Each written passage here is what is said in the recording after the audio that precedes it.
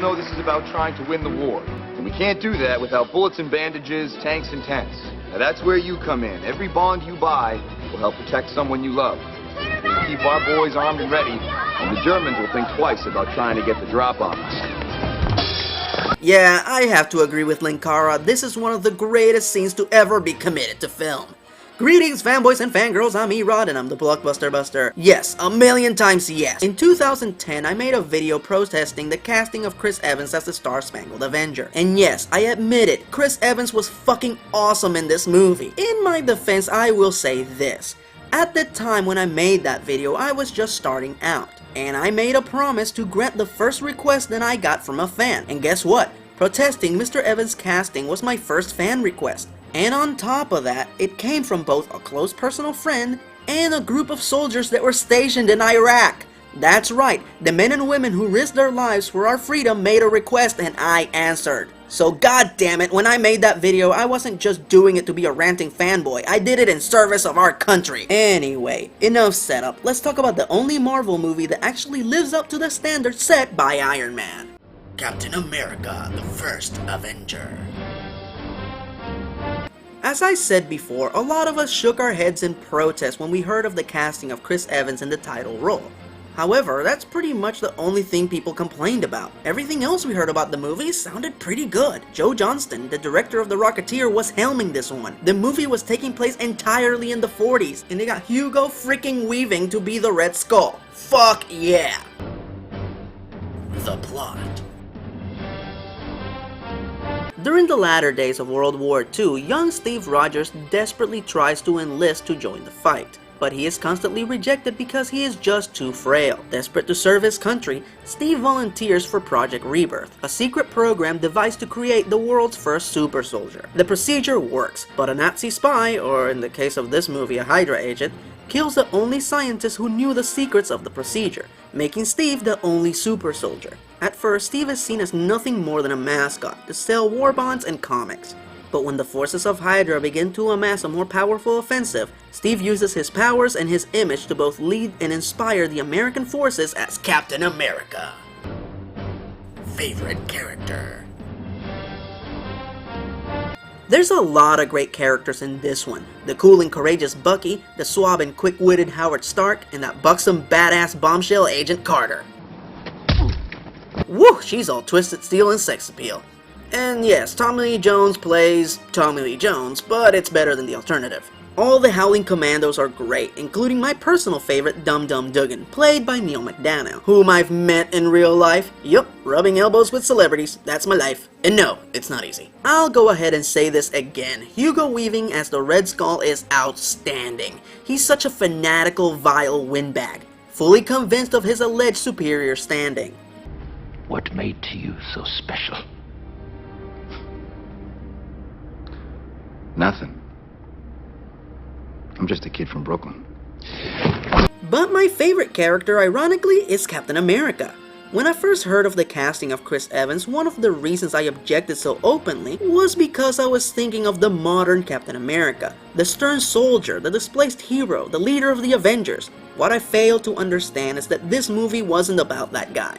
This movie is about the guy that becomes that guy. Originally, Captain America was a teenager that becomes a man in the blink of an eye through supernatural means, and Evans plays it magnificently. You believe that he really is the wide-eyed, optimistic patriot who would blindly risk his life for others. Even after he gets his powers, he's still believably awkward and humble. So Mr. Evans, I openly thank you for proving me wrong. Whoa, that got a little emotional there for a second. I guess this is a pretty good time for a Stan Lee cameo! To my personal friend, Captain America. Captain America! Captain, that's your cue.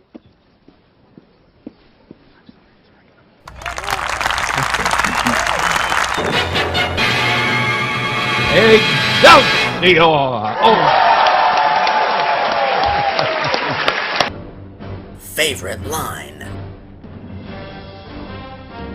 My favorite line is everything that Tommy Lee Jones says, ever. Get your ass up out of that dirt and stand in that line of attention until somebody comes tells you what to do. Yes, sir. We'll personally escort Adolf Hitler to To the gates of hell. What about the others? Are you planning a rescue mission? Yeah, it's called winning the war. Look at that. He's making me cry. Go get him. I'm not kissing you. Oh, now that's just classic. Favorite scene.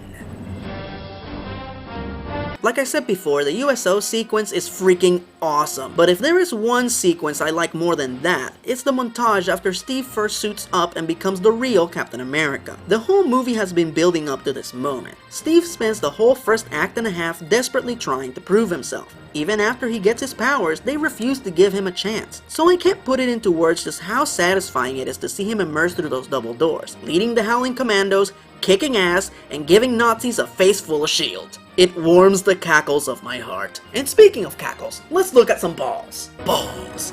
Bonus Avengers lead-in scenes.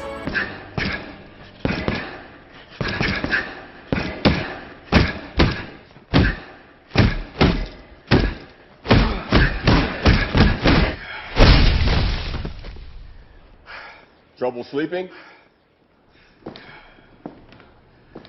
You here with a mission, sir? I am. Trying to get me back in the world? Trying to save it. Now as far as balls go, these hardly count since it's a half-assed trailer. And once again, I agree with Chester A. Bum. This is nothing more than unfinished shots from the movie. And while this might come off almost as pretentious as that techno bullshit trailer for the girl with the dragon tattoo, the difference here is that these characters are icons, and they can get away with showing quick shots of them without explaining the premise of the film. Cause in the end, all you need to know is that Iron Man, Hulk, Thor, and Cap are in the same movie together. Nuff said. Hell, this trailer could have just been the four of them sitting around a table playing Go Fish, and it would have been equally as awesome. Final verdict. Before I go any further, I have to say this. Nazis have the coolest shit. Badass convertibles, stealth jets, one-man subs, rockets with shit that spins. Hell, I'd join Hydra just to get some of this neat stuff. Hail Hydra, bitches! Anyway, this is by far one of the greatest superhero origin movies I have ever seen, as nearly every scene adds an essential piece to the main character's transformation into the hero that we know and love. Most superhero origin movies only dedicate the first half to this development, and then the end half is just action sequences. This one struck a good balance.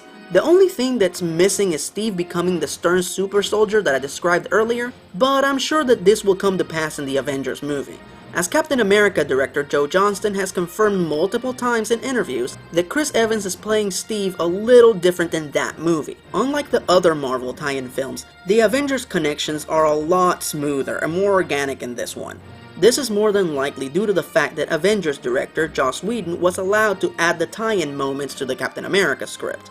And since Joss used to doctor scripts for a living, none of the tie-ins feel shoehorned in. I wish they would have exercised the same level of care with the other Marvel movies, but since this is the first time that anyone has ever attempted a multi-film project of this magnitude, it's best we give them the benefit of the doubt. After all, like everything in life, this is a learning process. Oh, and yes, there is a pretty big plot hole at the end of the movie. If you're curious to know what it is, just check out the Captain America episode of How It Should Have Ended. But I look at this plot hole the same way I look at the plot hole at the end of Return of the King.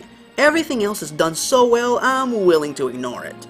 10 points on the badassitude meter. Buy some war bonds and check it out. Fuck those tards in the ninja suits. This is a real American hero. Well, that's it for my Avengers tie-in reviews. I hope you enjoyed them. I can't wait to see the Avengers. I hope to God it doesn't suck. But if it does, you know the rules. Avengers assemble. America, fuck yeah! Coming again to save the motherfucking day, yeah, America, fuck yeah! Freedom is the only way. Check out my website, suckers!